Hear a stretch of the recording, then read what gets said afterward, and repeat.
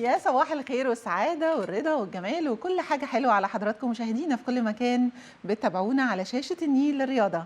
ميعادنا اليومي المتجدد وصباح الرياضة، وبإذن الله ساعتين على الهواء مباشرة، تفاصيل وأحداث وكواليس وضيوف بإذن الله يكونوا متميزين، وحوارات مهمة نجيب على كل التساؤلات، نفتح كل الموضوعات اللي بتهم حضراتكم النهاردة في بداية يومنا على شاشة النيل للرياضة. ودايما بنتمنى أن وقتكم معانا يكون ممتع ومفيد. عندنا إن شاء الله النهاردة فقرة يعني كلها كورة في كورة. هنتكلم عن الدوري الممتاز المصري لكرة القدم وانطلاق الجولة الثالثة بالأمس، كل المباريات، توقعاتنا لمباريات النهارده وبكره حتى تختتم الجوله.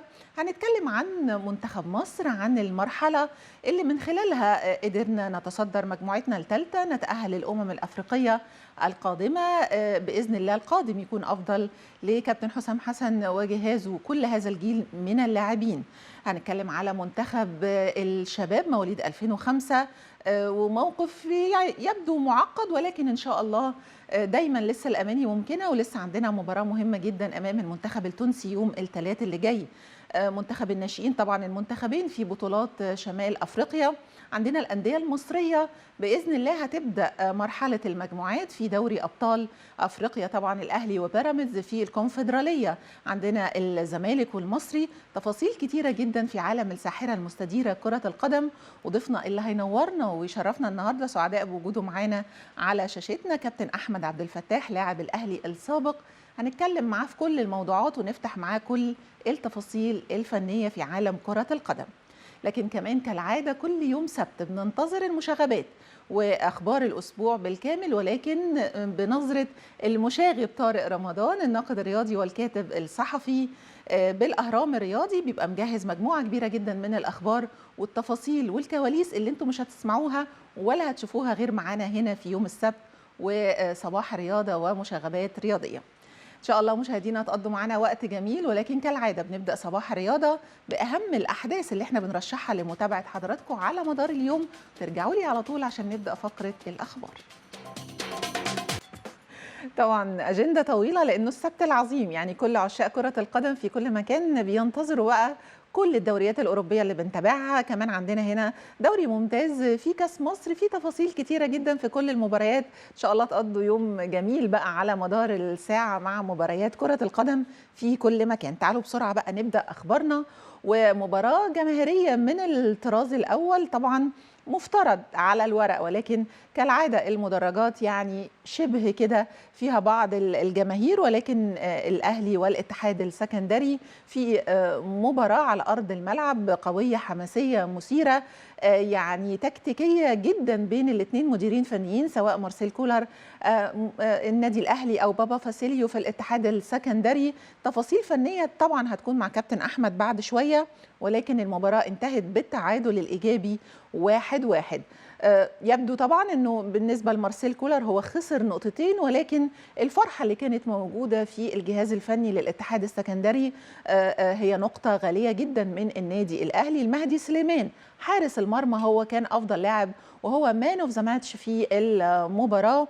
شفنا طبعا كل التفاصيل. النادي الاهلي كان بدأ بالتسجيل من ركله جزاء احرزها عمرو السوليه في بداية الشوط الثاني، ولكن فان ديرك لاعب الاتحاد السكندري قدر انه يدرك التعادل.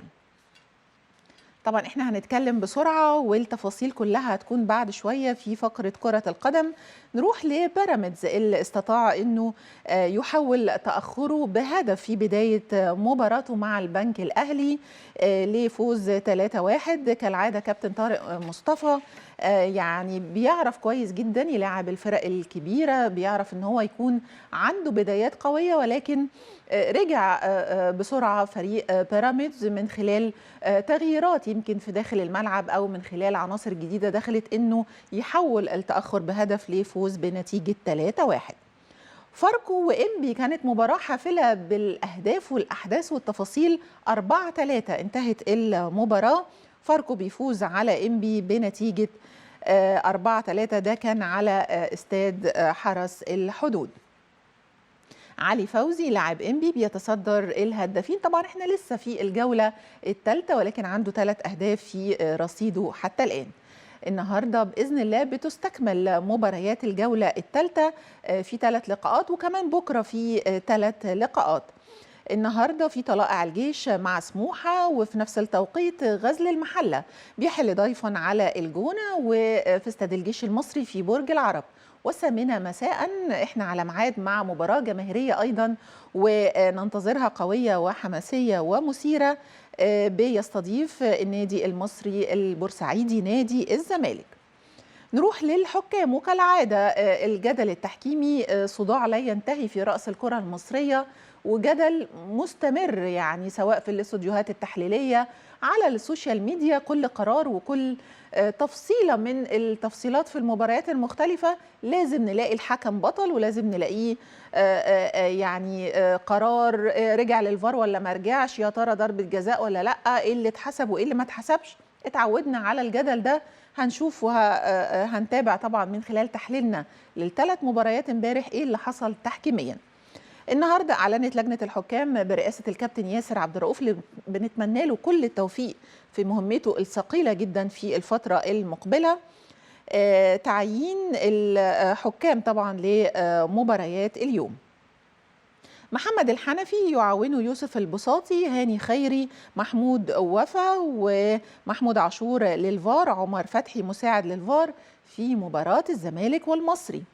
مصطفى الشهدي يعاونه خالد السيد، أحمد عبد الغني، السيد منير حكما رابعا، محمد الدسوقي فيديو، محمد عطا مساعد لمباراة الجونة وغزل المحلة.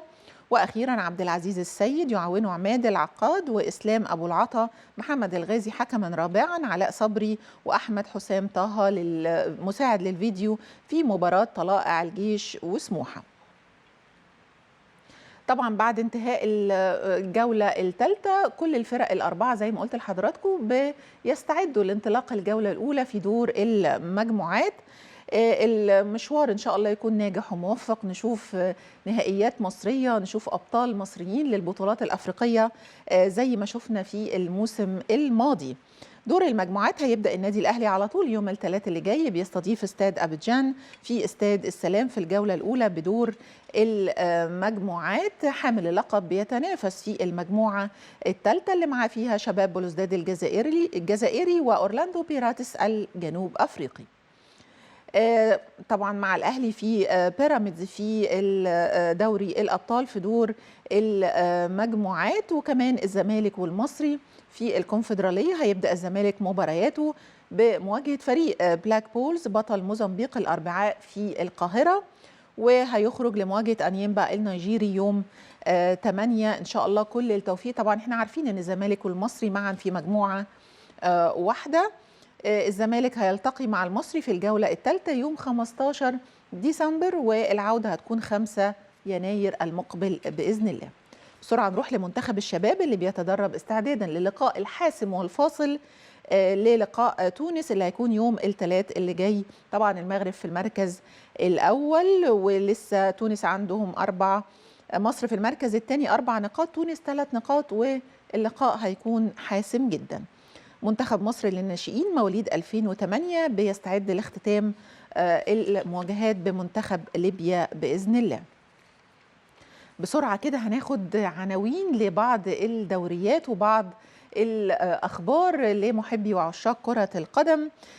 كريستيانو رونالدو مع فريق بيخسر النصر الأول مرة في هذا الموسم في دوري المحترفين السعودي، سقط على يد ضيفه القادسية بنتيجة 1-2 على ملعب الأول بارك في الجولة ال11. تقدم النصر عن طريق كريستيانو رونالدو نجمه الكبير، ولكن خسر الفريق أول هزيمة وأول خسارة لأول 3 نقاط. نروح بقى للدوري الألماني، وطبعا عمر مرموش متألق جدا مع إنتراخت فرانكفورت، ولكن هاتريك هاري كين بيغلق أوجسبورج في الأليانز أرينا في الجولة ال11 في الدوري الألماني. وبقيادة أشرف حكيمي باريس سان جيرمان بيكتفي بثلاثية أمام تولوز قبل موقعة بايرن ميونخ في الثلاثاء المقبل على ملعب الأليانز أرينا. خبر يعني عايزين دايما نركز عليه لأنه يبدو أنها تجربة رائعة جدا ومحقق نتائج جيدة جدا على المستوى المحلي والأفريقي. فريق مسار لكرة القدم النسائية، ومصري طبعا فريق موجود في الكرة النسائية المصرية، يفوز ببرونزية دوري أبطال أفريقيا في المغرب. وطبعا أداء جيد جدا من هذا النادي اللي يبدو أنه خطواته واثقة ومحددة في الفترة المقبلة. مشاهدينا، دي أهم الأخبار اللي موجودة معانا النهاردة في صباح الرياضة حتى الآن، لكن طبعا لسه عندنا تفاصيل كتيرة جدا تحديدا في الساحرة المستديرة كرة القدم من النواحي الفنية وخطط المدربين وشكل الدوري الممتاز المصري حتى الآن، خاصة ان احنا ما زلنا طبعا في البداية في هذه النسخة الاستثنائية. طبعا من الأسئلة المهمة دايما بطرحها على ضيوفي، هل الحل اللي كان حتمي بشكل كبير جدا ان احنا يكون عندنا دوري من دور واحد، ثم بعد كده الفرق تتقسم لمجموعتين، 9 فرق على الصدارة واللقب والمربع الذهبي، و9 فرق تتنافس على الهروب من الهبوط. طبعا كانت القرارات لإنقاذ الكرة المصرية من تلاحم المواسم. هل احنا شايفين بالفعل ليه آثار إيجابية على مستوى الدوري المصري؟ التحكيم بالتأكيد من العناصر المهمة جدا اللي لازم دايما نشير أنه لابد من اتخاذ خطوات وإجراءات لإنقاذ منظومة التحكيم المصري من حالة جدل كبيرة جدا سيطرت على الأجواء وما زالت الحقيقة للأسف الشديد بتسيطر. كل التفاصيل دي إن شاء الله تكون معانا مع نجم فقرتنا بإذن الله النهاردة، كابتن أحمد عبد الفتاح لاعب الأهلي السابق. والمشاغبات الرياضية طبعا انتظروها مع المشاغب طارق رمضان اللي بإذن الله هيكون في ضيافة الزميل العزيز محمد مرسي في صباح رياضة النهاردة. تروحوش في أي حتة، راجعين بعد الفصل.